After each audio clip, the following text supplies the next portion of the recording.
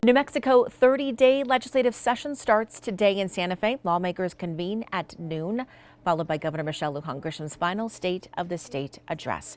More than 90 bills were filed ahead of the session, including one hoping to temporarily disqualify teens with a case involving a gun from getting a firearm as an adult. Reporter Alyssa Munoz is live for us this morning in Santa Fe at the Roundhouse. And Alyssa, you talked to the sponsor of this bill.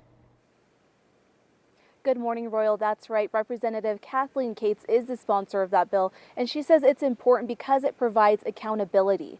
Now, under House Bill 25, adults who had a juvenile case for a delinquent act involving use of a firearm would no longer be allowed to buy, carry, or have a firearm or destructive device.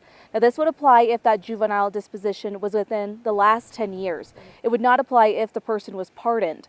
Now, if that person is caught with a gun, they could face a third-degree felony, the same level charge as a felon caught with a firearm. Now, this bill also expands background checks, making sure juvenile records can be used during firearm checks. It gives another tool in the toolbox for law enforcement. If they have stopped an individual that they have concerns about and they are possessing a weapon, this puts another tool in the toolbox to be able to hold them accountable. The House Republicans sent a statement saying, in part, HB 25 takes a small step in acknowledging New Mexico has a violent juvenile crime problem, but it still does not go far enough. If you are violent enough to terrorize a community, your juvenile record should not disappear.